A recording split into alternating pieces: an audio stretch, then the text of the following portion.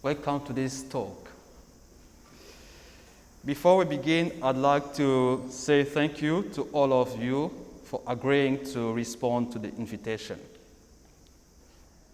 And to those who will watching online this talk, I also want to thank the Gallery G, which accepted to host this exhibition. So thank you to its staff, who were a great support for the success of this exhibition. I would also like to thank everyone who participated in this project from the beginning. So Imamura Sensei, thank you very much. Minali Sensei, she's not here, but I thank her. Yukomori-san, Tsuyoshi Ozawa Sensei, Ito-san, Okamoto-san, Heya-san, Sumi-san, Mitsuji Hamano-san, Ayako Amano-san, Professor Robert Jacobs, Arita Taiki-san, and Koji Kato-kun for being with me since the beginning. So, talking about Hiroshima, or about atomic bomb, or the nuclear power, turns out to be a delicate task for an artist. So it was clear that I needed to spend a lot of time in Hiroshima to find out about the issue and to know what people think about it here. I had the good fortune to meet very wonderful people during my previous trips. And this moment of being together, of spending time together, this moment of intimacy allowed me to approach the subject from different angles. Intimate Moment is an exhibition composed of 3 works, which are 3 different approaches to talk about Hiroshima and to show the link that exists between Japan and the Congo. This link was established when the atomic bomb exploded in 1945. This bomb contained uranium from the Shinkolobwe mines in Congo. The Congo was at the time a Belgian colony. The 3 works that make up the exhibition are 3 drawing panels, 3 paintings, and 3 videos. The drawings are fiction inspired by the videos. The paintings are inspired by the last drawing panel. They are all abstracts. Regarding the videos, one is a documentary performance telling real facts. The 2 other videos are abstracts. These videos are inspired by my stay here in Hiroshima. As you can see, these different parts are interconnected. They are connected by the concepts, but also physically. There is one element that comes up everywhere: the tablets. These pills are the uranium metaphor for the atomic bomb. In the videos, these tablets allow the artist to connect with the city of Hiroshima during a performance at Memorial Park. A connection to Hiroshima as a city, but also as a person with a history. In this same action, the artist was able to establish a new connection between his country, the Congo, and Japan, thus reflecting on the nature of the links that exist between countries. At the end, the tablets connect each work in this exhibition. We could say that all these pieces constitute only elements for a single artwork or as an installation. But for this, the artist leaves to the visitor to decide on the form of the exhibition.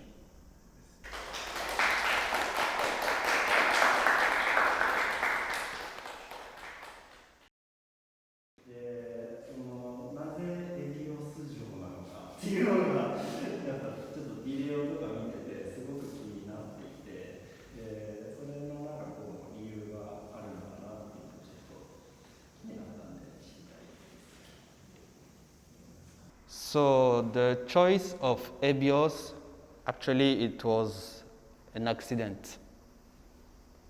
When I had the idea to do the performance in the park, I first think about using stones. But stones are dangerous, like in the environment, like for dogs, cats, birds, they can eat stones. So I thought about another thing to use which cannot be dangerous for animals. So the idea of Ebios came to me. And Ebios, after the performance, I started to think about the Ebios tablets. And I checked the function of Ebios. In Japan, it's used for a stomach, yes, and also to recover energy. So Hiroshima is a city with heavy history. And I think like every year, Hiroshima people think about what happened 75 years ago. So there is still a problem in Hiroshima.